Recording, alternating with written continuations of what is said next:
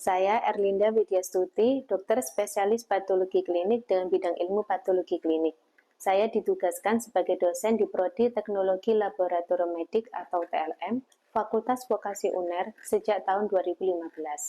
Saya ditugaskan mengajar mata kuliah Sitologi Darah dan Hematologi Konfirmasi, kode mata kuliah KDK 223 dengan bobot 1 SKS. Mata kuliah ini diberikan pada mahasiswa Prodi D4 TLM semester 3.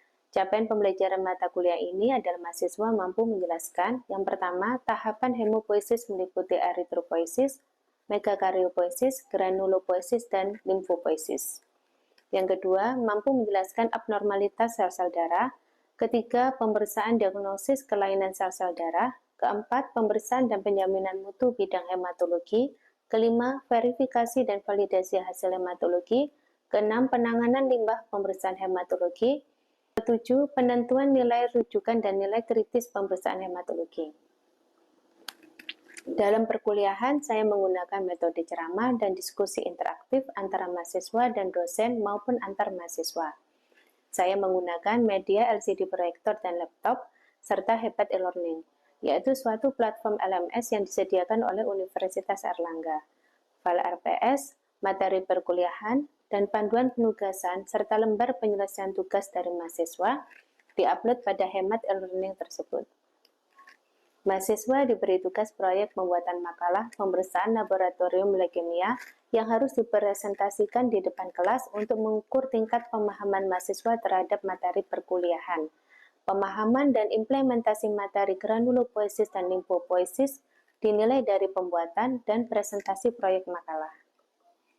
Asesmen dan pembobotan nilai masing-masing aktivitas asesmen pada mata kuliah ini yaitu UTS 25%, UAS 15%, proyek 50%, soft skill 10%. Nilai soft skill diperoleh dari partisipasi aktif mahasiswa di dalam kelas, meliputi bertanya, menjawab, merespon, dan observasi terhadap sikap mahasiswa, yaitu ketepatan waktu masuk ke kelas, mengumpulkan tugas tepat waktu, sopan santun, dan kerjasama.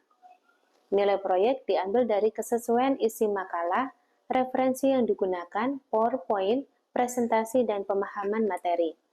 Saya meningkatkan kompetensi keilmuan dengan cara mengikuti berbagai workshop antara lain Malang Clinical Pathology Update, Selected Topics in Hematology, serta Good Laboratory Practice. Berbagai hasil penelitian telah saya terapkan dalam materi perkuliahan, antara lain Smart Automatic Blood Classification for Leukemia Diagnosis dan Correlation between Serum Ferritin Level and Immature Reticulocyte Fraction in Children with Beta Thalassemia Major. Penelitian tersebut dapat meningkatkan pemahaman hemopoiesis dan kelainan morfologi sel darah, serta dapat memunculkan ide untuk membuat alat baru yang membantu diagnosis leukemia.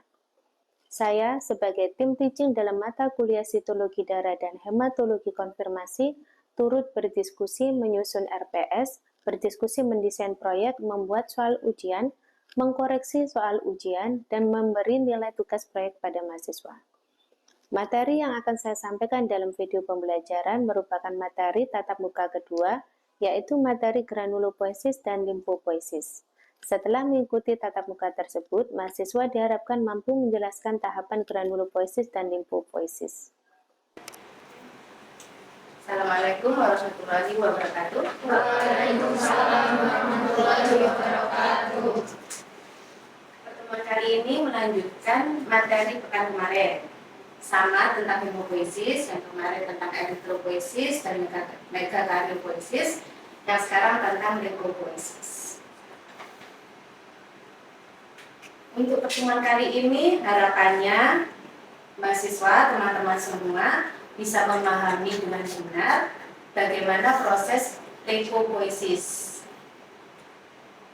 Sebelum lanjut, saya mau recall dulu. Mungkin ada yang tahu bisa menjelaskan atau mengulang pertemuan yang kemarin. Ada yang masih mengingat definisi hemopoiesis yang sudah dijelaskan di pertemuan pekan kemarin?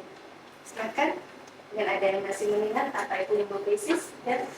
Proses pembentukan sel darah.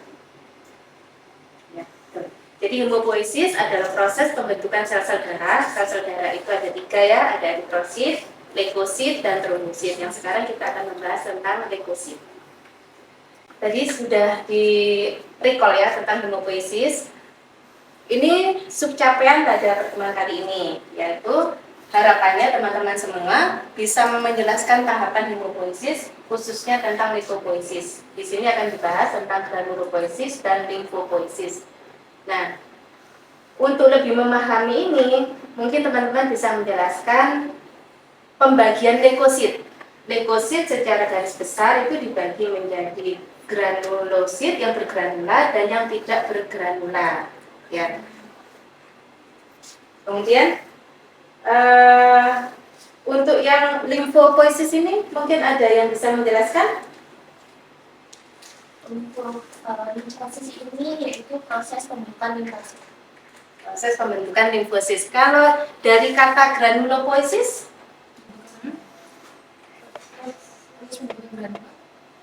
Proses pembentukan granula, silakan. Ya. Jadi memang bisa diambil dari ini katanya ya. Nah, sebenarnya adalah proses pembentukan leukosit yang bergranula. Limfopoiesis ini merupakan proses pembentukan komponen-komponen saudara yang terdiri dari 3 sel tadi ya, eritrosit, trombosit, dan leukosit. Dan limfopoiesis ini berasal dari suatu sel yang multipoten. Artinya multipoten dia bisa dari satu sel bisa menjadi 3 jenis sel darah yang disebut hematopoietic stem cell. Hebatnya tubuh kita ini sudah dikaruniai kemampuan untuk memproduksi sel darah perharinya itu antara 100 miliar sampai 1 triliun sel yang tidak mungkin dilakukan oleh pabrik yang dibuat oleh manusia. Hematopoietic stem cell berada di susun tulang di bagian medula. Dia mampu berproliferasi menjadi berbagai macam sel dan juga jaringan. Kemampuan yang lain atau keistimewaan yang lain ada sifatnya menjadi sel renewing. Sel renewing umumnya sel setelah berproliferasi, berdiferensiasi, dia akan tidak kembali muda lagi. Tapi kalau hematopoietic stem cell dia mempunyai sifat self renewing. Jadi ketika HSC itu berproliferasi, kemudian berdiferensiasi, salah satu anaknya akan tetap bersifat self renewing dan akan menjadi sel punca selamanya. Selanjutnya dari hematopoietic stem cell ini dia akan berproliferasi menjadi 2 pokok utama, yaitu progenitor dari mieloid dan progenitor dari limfoid.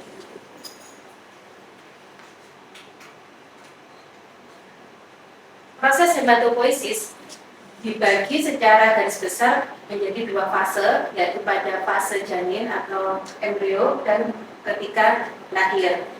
Ketika masih masa janin, hematopoiesis itu terjadi di yolk, di liver, dan limpa.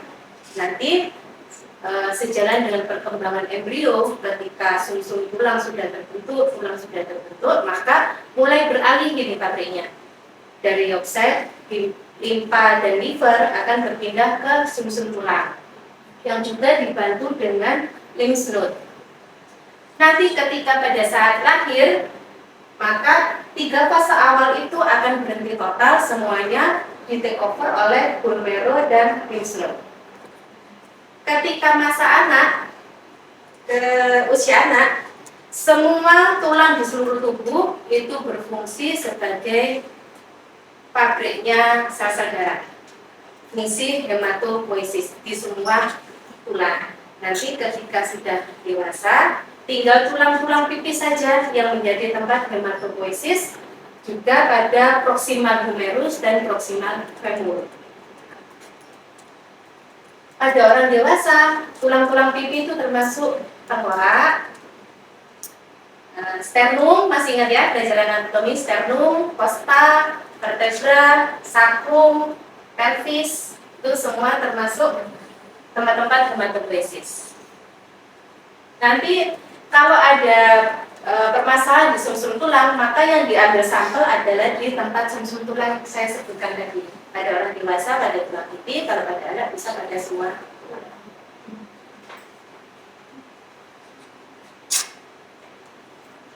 Khusus untuk seri limfosit, dia setelah diproduksi di sumsum tulang, dia bermigrasi. Sebagai tetap di sumsum tulang, dia bermigrasi ke jaringan limfoid lain untuk mengalami maturasi lebih lanjut. Khusus untuk mieloid, itu tetap akan berada di sumsum tulang sampai dia matur, kemudian dikeluarkan ke perifer atau sirkulasi darah. Pada proses hematopoiesis, ada satu lagi yang penting, yaitu hematopoietic growth factor. Jadi ketika hematopoiesis itu HSC diperintah oleh otak untuk berproliferasi. Ya, setelah berproliferasi, 1 menjadi 2, 2 menjadi 4, kemudian diperintah lagi untuk berdiferensiasi. Kamu jadi mieloid, kamu jadi limfoid. Nanti yang mieloid jadi 3 sel, eritrosit, trombosit, dan leukosit. Kemudian setelah berdiferensiasi, diperintah lagi untuk matur. Karena kalau belum matur, dia tidak boleh keluar dari sumsum tulang.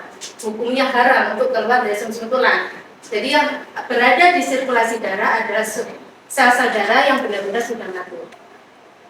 Kemudian setelah matur, bukan hanya matur ya, tapi harus pinter. Kalau tidak di stop produksinya, maka akan berlebihan. Kalau berlebihan akan menjadi penyakit, bisa menjadi leukemia. Kemudian pinternya lagi akan ada apoptosis.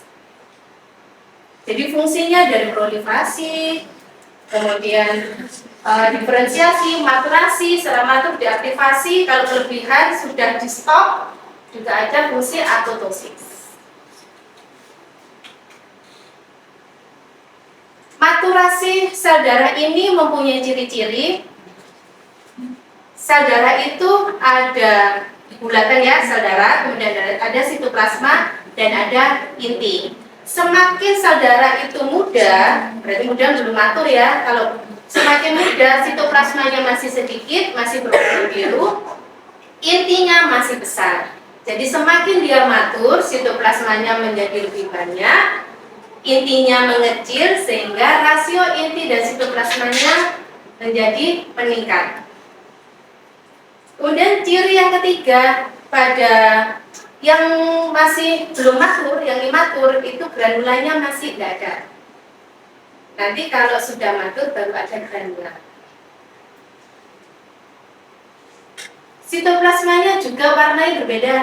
Kalau yang belum matur, sitoplasmanya biru. Kalau sudah matur, bisa kemerahan atau keabuan. Dari hematopoietic stem cell akan berkembang menjadi multipotensial progenitor. Multipotensial kenapa? Karena dia bisa menjadi progenitornya dari mieloid, juga progenitor dari limfoid. Nanti dari sel mieloid ini, mieloid prekursor akan menjadi granulosit dan monosit. Mieloid dia akan berkembang menjadi mieloblast, induk dari leukosit, mieloblast, kemudian menjadi promielosit, mielosit, metamielosit, step, dan segmen. Untuk monosit dia ada kekhususan tidak mengikuti urutan-urutan tadi, dia hanya dari monoblast, promonosit, kemudian jadi monosit. Jadi tahapannya lebih pendek. Begitu juga dengan limfosit. Tadi yang HSC itu di atasnya ya, HSC kemudian jadi progenitor mieloid dan progenitor limfoid. Yang limfoid sama menjadi limfoblast, prolimfosit, kemudian menjadi limfosit lagi. Kalau mieloblast, yang gambar yang paling kiri, mieloblast, intinya masih besar.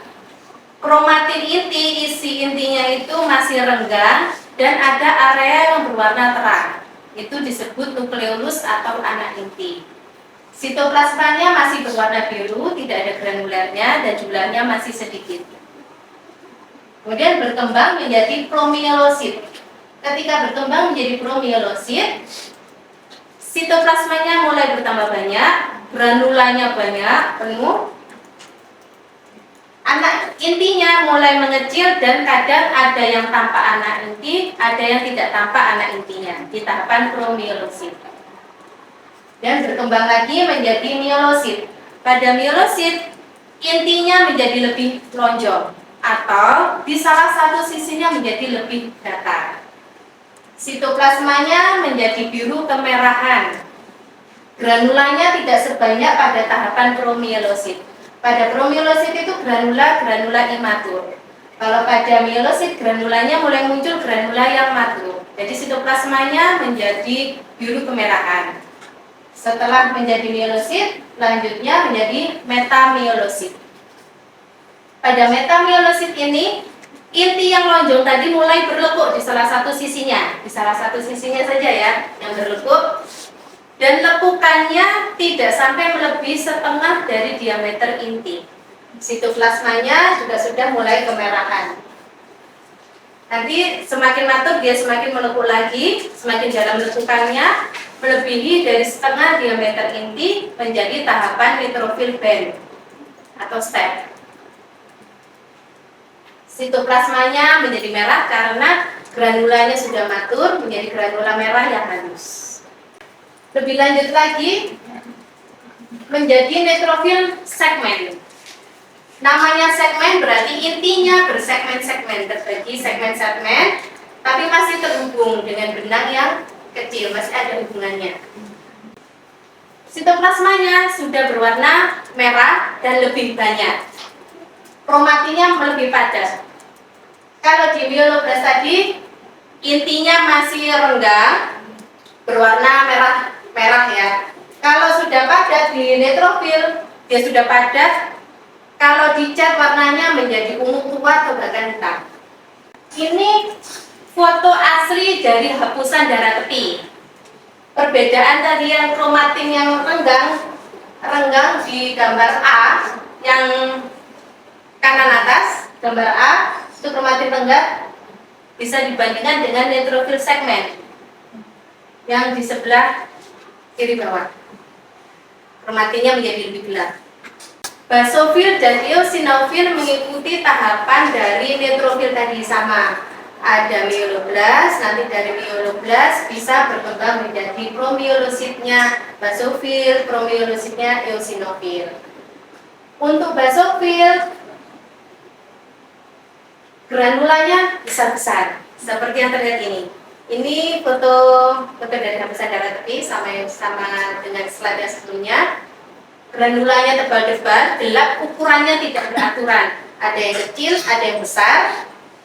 Tapi yang membedakan dengan eosinofil, granula dari basofil ini dia bisa numpuk di atasnya inti. Jadi kalau di hapusan tuh, kalau ada granula yang numpuk di atasnya inti itu berarti basofil. Kalau eosinofil tidak pernah granulanya itu berada di atasnya inti. Ya.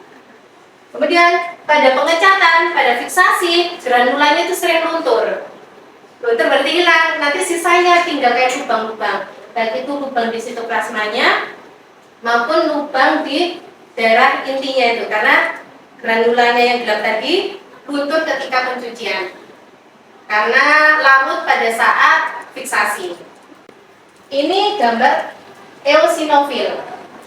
Eosinofil ini ciri khasnya yang banyak kita jumpai adalah eosinofil yang bersegmen dua seperti kacamata.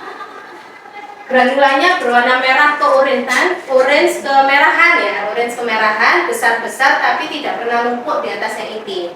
Jadi meskipun granulanya basofil itu luntur, nanti teman-teman kalau melihat di bawah mikroskop bisa membedakan ini basofil, ini eosinofil. Ini monosit. Blasnya myeloblas dan blasnya monosit bisa dibedakan dari anak intinya.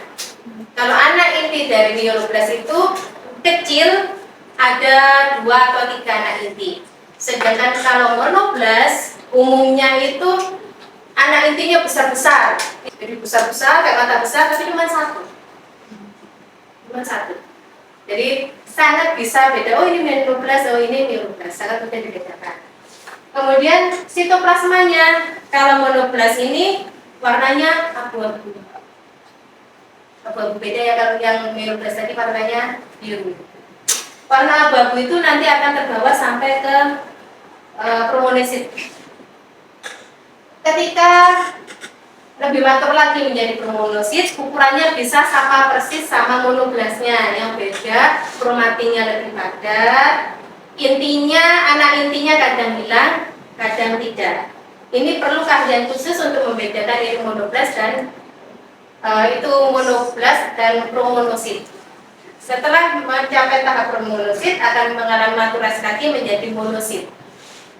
Gambar monosit di bagian bawah, di deret yang bawah dan 2 di atas kanan itu. Salah satu intinya itu sudah mulai melekuk. Itu kalau sudah menjadi monosit, sudah mulai melekuk seperti kacang atau ginjal. Dengan sitoplasmanya sudah ada granulanya dan menjadi merah. Monosit memang tugasnya itu di sirkulasi darah, tapi dia lebih banyak bertugas juga di jaringan. Nanti kalau sudah keluar dari sirkulasi darah, berubah menjadi makrofag. Jadi teman-teman jangan bingung, makrofag ini termasuk keturunannya siapa? Dia termasuk keturunannya monosit. Untuk limfosit, tahapannya sama seperti monosit tadi. Limfoblas, prolimfosit, dan limfosit. Kalau limfoblas, sitoplasmanya biru dan hanya sedikit. Kromatinnya masih renggang.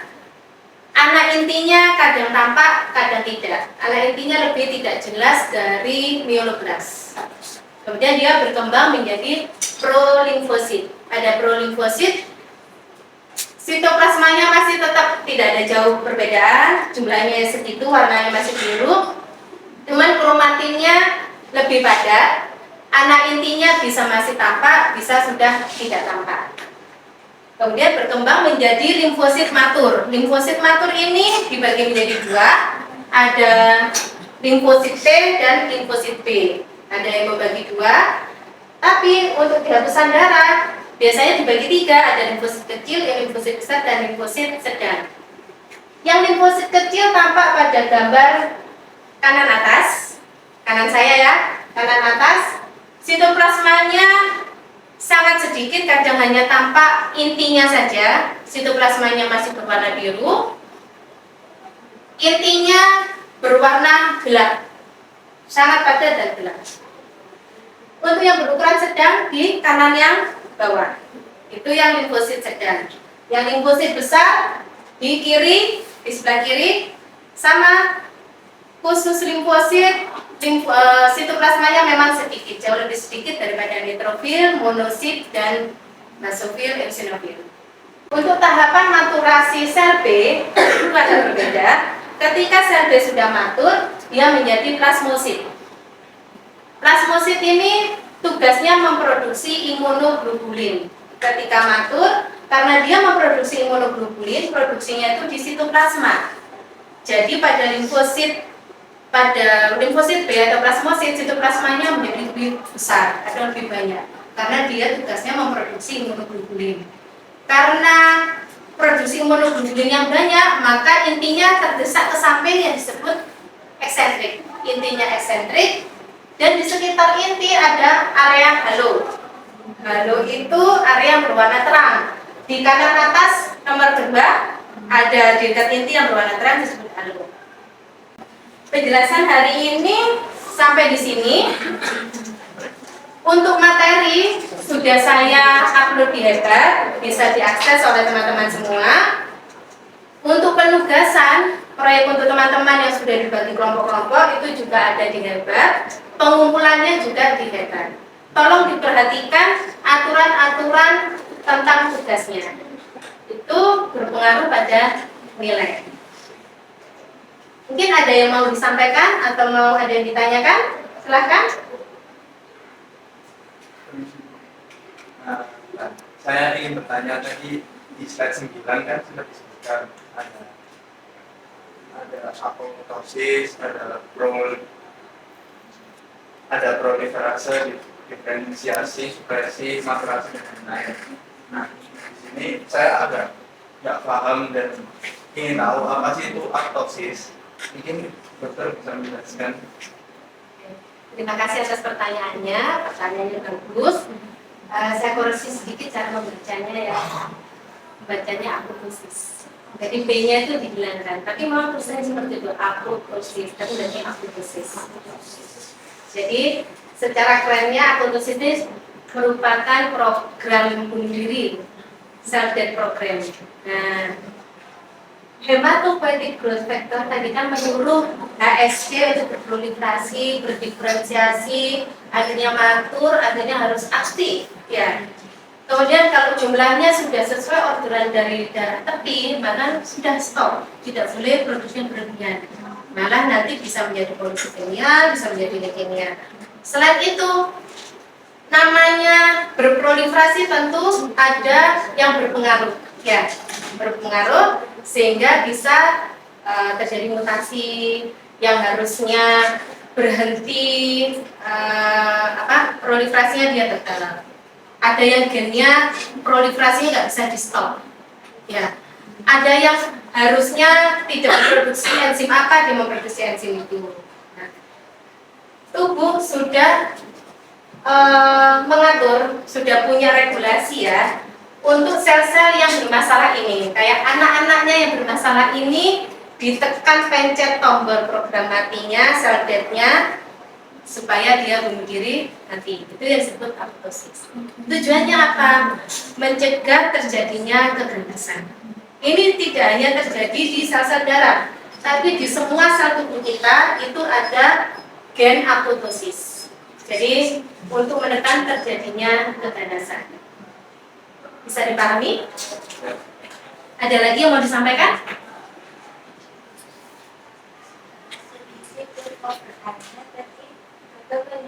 Yang menjelaskan plasmose itu berada di jaringan limfoid dan sumsum tulang. Mungkin bisa disebutkan apa saja yang termasuk dari jaringan limfoid ini. Jadi jaringan limfoid. Nah, kan sudah saya singgung sedikit ya.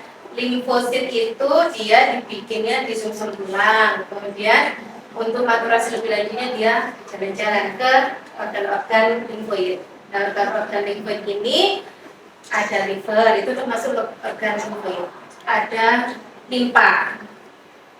Kemudian tonsil atau amandel, tonsil ada itu. Ya, di tonsil. Kemudian nanti kalau teman-teman mempelajari di dalam lagi, di sepanjang mukosa saluran pencernaan itu ada organ limfoid yang tersimpan di submukosanya. Tujuannya apa? Ya, tujuannya supaya bakteri yang masuk itu sudah tertahan di situ. Ya. Jadi organ-organ limfoid itu terdiri dari liver, limpa, tonsil, yang ada ini yang amandel itu ya. Kemudian semua jaringan limfoid yang ada di submukosa saluran pencernaan. Baik, ada lagi? Sudah? Oke, saya rasa sudah cukup. Semoga bermanfaat dan bisa dipahami dengan baik. Semoga teman-teman juga bisa mengerjakan tugasnya dengan baik. Diperhatikan aturannya, PowerPoint-nya, cara presentasinya juga. Terima kasih atas perhatiannya. Wassalamualaikum warahmatullahi wabarakatuh. Demikian gambaran pembelajaran yang saya lakukan di kelas sitologi darah dan hematologi konfirmasi.